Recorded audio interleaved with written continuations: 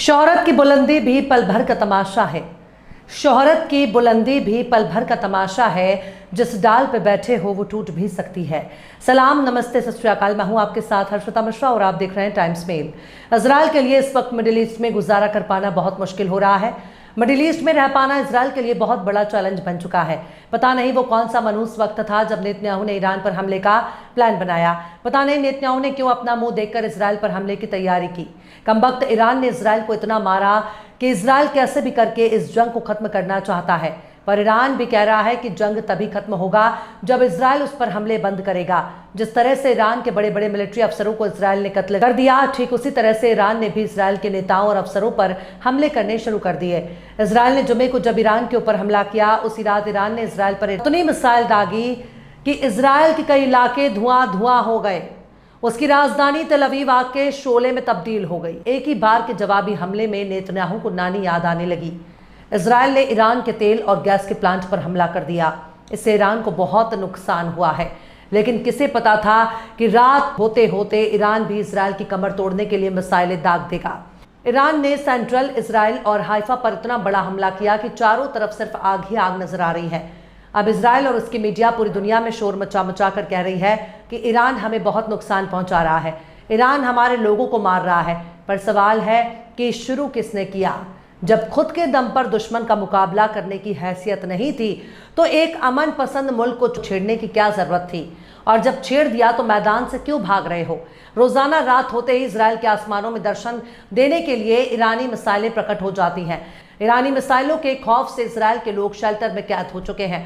वो चाहकर भी बाहर नहीं आ सकते। खुद उसका नेता नेतन्याहू भी ईरानी मिसाइलों के खौफ से जेरूसलम की पहाड़ियों में बने खुफिया बंकर में दुबक कर बैठा है। उसकी हिम्मत नहीं हो रही है कि वो ईरानी मिसाइलों का खुले आसमान के नीचे आमना सामना करे। उसे भी मालूम है कि मौत किसी का नाम पता पूछकर नहीं आती। दूसरों को मौत देने वाला आज खुद बंकर में दुबक कर बैठा है। पूरा का पूरा इजरायली कैबिनेट ईरानी मिसाइल से बचने के लिए बंकर में छुपे बैठे हैं। दिन की रोशनी में फोटो खिंचाते हैं, खुद को बहादुर बताते हैं, पर रात होते ही जैसे चूहे अपने बिल में छिप जाते हैं, ठीक उसी तरह नेतन्याहू और उसके नेता बंकर में घुस जाते हैं। ईरान जिस तरह की सलामी ठोक रहा है वो सलामी इजराइल के लिए बहुत खतरनाक हो चुकी है। इजराइल में चारों तरफ चीख पुकार मची हुई है। आखिर कैसे ईरान पर हमला करके खुद के पांव पर कुल्हाड़ी मार बैठा इजराइल? आखिर कैसे ईरान पर हमला करके खुद उल्टा फंस गया इजराइल? आखिर कैसे ईरानी मिसाइलों के खौफ से बंकर में छिपकर बैठे हैं नेतन्याहू? आखिर कैसे ईरानी मिसाइलों को देखकर इजरायली चिल्ला रहे हैं बाप बाप? बताएंगे आपको और भी बहुत कुछ। लेकिन आप अगर हमारे चैनल पर नए हैं और पहली बार हमारी वीडियो को देख रहे हैं तो आप हमारे चैनल टाइम्स मेल को सब्सक्राइब कर लें, वीडियो को लाइक कर दें और बेल आइकन का नोटिफिकेशन बटन भी प्रेस कर दें ताकि बिना देरी हमारी हर खबर आपको मिलती रहे। लौटते हैं आप खबर की तरफ। इजराइल इन 3 दिनों की जंग में ईरान से इतनी बुरी तरह मार खा रहा है कि उसने सोचा ही नहीं था कि एक छोटा सा शांत देश उसकी खाट खड़ी कर देगा।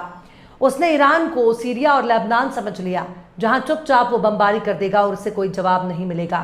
शायद उसे इस बात का अंदाजा नहीं था कि ईरान के पास खुद के हथियार है। उसे अमेरिका से भीख में हथियार लेने की जरूरत नहीं है। ईरान के पास खुद की सेना है। इसके अलावा एक अलग से फौज है जिसे IRGC कहते हैं। ईरान ने इजराइल को इतना कड़ा टक्कर दिया है कि अब इजराइल भी मान रहा है कि उसका मुकाबला किसी ऐरे गैरे से नहीं बल्कि एक मजबूत ताकतवर देश से है जो उसकी खाट खड़ी करने के काबिल है। अब हालात ऐसे हो गए हैं कि रोज आधी रात को ईरानी मिसाइलें दर्शन देने के लिए आती हैं। इजराइल के भीतर सेंसरशिप लागू है जो इजराइल के भीतर होने वाले नुकसान को सोशल मीडिया पर शेयर करने से रोकता है। लेकिन जब ईरान अपने हमले रात में करता है उस वक्त ईरान की मिसाइलें आसमान में चमकती नजर आती हैं जो सीरिया और जॉर्डन के आसमानों से होते हुए इजराइल का सफर तय करती हैं। इन्हें हर कोई बहुत ही आसानी से अपने कैमरे में कैद कर लेता है और जब यही मिसाइल इजराइल के भीतर टारगेट को हिट करती हैं तो इससे होने वाला नुकसान दूर से ही नजर आ जाता है।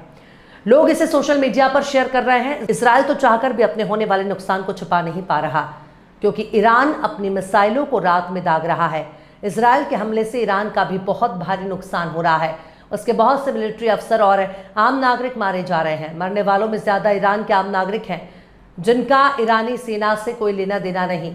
लेकिन ईरान भी अगर कोई हमला कर रहा है तो वो उसके हमले से इजराइल की एक बड़ी आबादी की शिकार हो रही है। दुनिया में कहीं भी आम लोगों को निशाना नहीं बनाया जाना चाहिए। मरने वाला चाहे ईरानी हो या इजरायली, हर शख्स को जीने का हक है। दो देशों के बीच की जंग में आम पर हमला नहीं होना चाहिए, लेकिन यही बात गजा के लोगों पर लागू होती है। जितना जीने का हक एक अमेरिकी को है, उतना ही जीने का हक एक फिलिस्तीनी को भी है। इजराइल ने गजा से लेकर ईरान तक जितने भी हमले किए, उसके हमलों में ज्यादातर आम लोग ही मारे जाते हैं। गजा इसका जीता जागता नमूना है, जहां इजराइल ने हमास से लड़ने के नाम पर 55,000 से ज्यादा आम लोगों को मार दिया। अब जब उसी पैटर्न में ईरान ने इजराइल पर हमला शुरू किया तो इजराइल शोर मचा रहा है, आम लोगों की दुहाई दे रहा है, टूटे हुए घर मकान दिखा रहा है।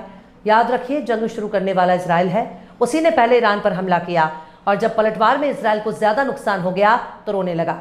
ईरान तो अच्छा खासा अमेरिका के साथ परमाणु डील कर रहा था, लेकिन बीच में ही इजराइल ने टांग अड़ाकर सब कुछ खराब कर दिया। दरअसल ताकत का गुरूर बड़े बड़ों को मदहोश कर देता है। ये एक ऐसा नशा है जो इंसान के सोचने समझने की ताकत को खत्म कर देता है।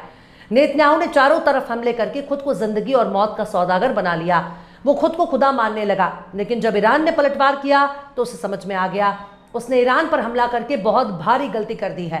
पहले तो इजराइल ने खूब लंबी लंबी जीकें हाँकी। ईरान पर हमले को उसने आत्मरक्षा का नाम दिया, दूसरों का घर उजाड़ने को आत्मरक्षा बता रहा था, आम लोगों का कत्ल करके सेल्फ डिफेंस कर रहा था। पर जब ईरान ने अपने आत्मरक्षा दिखाई तो नेतन्याहू सीधे अमेरिका को पुकारने लगा। मिडिल ईस्ट ही नहीं बल्कि पूरी दुनिया में इजराइल सुपारी किलर की भूमिका निभा रहा है। दूसरों की जासूसी करना हो या फिर हत्या, हर जगह इजराइल का नाम आता है। इजराइल को पश्चिमी देशों का सुपारी किलर कहना ही बेहतर है। पश्चिमी देशों से ठेका लेकर उनके मकसद को पूरा करना ही इजराइल का धंधा बन चुका है। लेकिन इस बार इजराइल ने बहुत गलत जगह हाथ डाल दिया। उसने ऐसे बिल में हाथ डाल दिया जहां उसका हाथ अटक चुका है, उसका गला सूख रहा है। इजराइल बेचैन है, यूरोप और अमेरिका से मदद की गुहार लगा रहा है, अमेरिका से जंग में कूदने के लिए कह रहा है, लेकिन जब ईरान पर हमला कर दिया तो उसके जवाबी हमले से क्यों भाग रहा है? ईरान को छेड़ना ही नहीं चाहिए था। इसलिए कहा जाता है कि सबको एक ही लाठी से हाँकना ठीक नहीं। हर देश सीरिया, इराक और लेबनान नहीं है जिसे इजराइल एक ही लाठी से हाँकने लगता है। अब ईरान ने कूट दिया तो इजराइल के रोने की नौबत आ गई है। इजराइल अपने ही पांव कुल्हाड़ी मार चुका है, पर अफसोस उसके जख्म पर मरहम लगाने के लिए उसे दूसरे देशों की मदद की दरकार है। बहरहाल चलते चलते आखिर में मीर तकी मीर ने भी क्या खूब फरमाया है, जिस सर को गुरूर आज है या ताजबरी का, जिस सर को गुरूर आज है या ताजबरी का, कल उस पर यही शोर है फिर नौहागरी का।